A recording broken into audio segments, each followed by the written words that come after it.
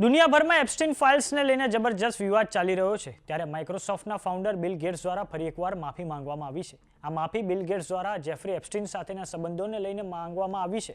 Bill ગેટ્સે ફરી એકવાર કહ્યું છે કે તેમણે કંઈ પણ ખરાબ કર્યું નથી. આપને જણાવી દઈએ કે ભારત સરકાર દ્વારા થોડાક સમય અગાઉ જે નવી દિલ્હી ખાતે એઆઈ ઇમ્પેક્ટ સમિટ યોજાઈ હતી તેમાં બિલ ગેટ્સથી અંતર રાખવામાં આવ્યું હતું. નમસ્કાર, જમાવટ સાથે હું છું પાર્થ.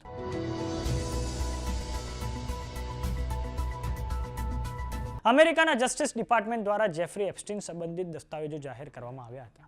તેમાં માઇક્રોસોફ્ટના સ્થાપક બિલ ગેટ્સનો 2638 વખત ઉલ્લેખ છે. બિલ ગેટ્સ આ પહેલા પણ આ બાબતે માફી માંગી ચૂક્યા છે અને હવે ફરી એકવાર તેમણે ગેટ્સ ફાઉન્ડેશન ખાતે માફી માંગી છે. આ ઉપરાંત બિલ ગેટ્સ દ્વારા એ બાબતનો સ્વીકાર કરવામાં આવ્યો છે કે તેમને 2 રશિયાના મહિલાઓ સાથે અફેર હતું, જે તેમની ખૂબ મોટી ભૂલ હતી.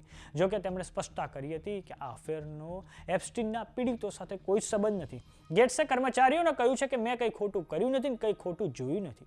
અમેરિકન અખબાર ધ વોલ સ્ટ્રીટ જર્નલના અહેવાલ અનુસાર ગેટ્સે કર્મચારીઓને કહ્યું છે કે એપ્સ્ટીન સાથે સમય વિતાવવો અને તે બેઠકોમાં ફાઉન્ડેશનના અધિકારીઓનો સમાવેશ કરવો એ ખોટો નિર્ણય હતો. મારી ભૂલના કારણે જેમને આમાં ખેંચવામાં આવ્યા હતા તેમની પણ હું માફી માંગુ છું.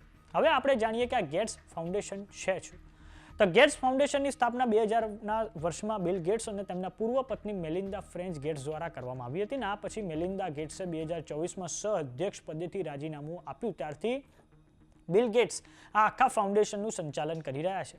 જો કે બિલ ગેટ્સ દ્વારા જાહેરાત કરવામાં આવી છે કે તેઓ 31 ડિસેમ્બર 2045ના રોજ ફાઉન્ડેશનને કાયમી ધોરણે બંધ કરી દેશે અને ગેટ્સે 2026 સુધી સેવા અર્થે આના ખર્ચ માટે $9 બિલિયન અને આગામી 20 વર્ષ માટે $200 બિલિયન બજેટ રાખ્યું છે. આ સમય દરમિયાન તેઓ ફાઉન્ડેશનના સ્ટાફના ખર્ચ અને વળતરમાં પણ ઘટાડો કરશે.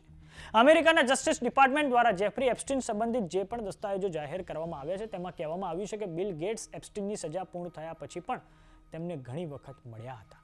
યુએસના જસ્ટિસ ડિપાર્ટમેન્ટ દ્વારા જેફરી એપ્સ્ટીન સંબંધિત જે દસ્તાવેજો જાહેર કરવામાં આવ્યા તેમાં યુએસના પૂર્વ પ્રમુખ Bill Clinton, pop singer Michael Jackson, Bill Gates સહિત અનેક દુનિયાની પ્રખ્યાત હસ્તીઓની તસવીરો સામે આવી છે.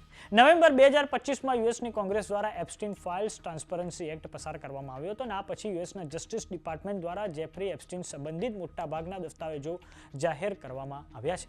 આ એપ્સ્ટીન દસ્તાવેજોના કારણે ભારતમાં પણ જબરજસ્ત વિવાદ ચાલ્યો છે અને આ પછી હરદીપસિંહ પુરી દ્વારા પ્રેસ કોન્ફરન્સ કરીને આ બાબતે ચોખવટ કરવામાં આવી હતી. આમ ભારત સરકારના પણ એપ્સ્ટીન સંબંધિત દસ્તાવેજોને લઈને ડબલ સ્ટાન્ડર્ડ સામે આવ્યા છે. તો સમાચારોમાં અત્યારે બસ આટલું. જોતા રહો જમાવટ. જો તમે અમને યુટ્યુબ પર જોઈ રહ્યા તો સબસ્ક્રાઇબ કરો, જો તમે અમને ફેસબુક પર જોઈ રહ્યા તો ફોલો કરો. સાથે જ અમારી વોટ્સએપ ચેનલ આવી ગઈ છે, જોઈન કરવાનું ના ભૂલતા. નમસ્કાર.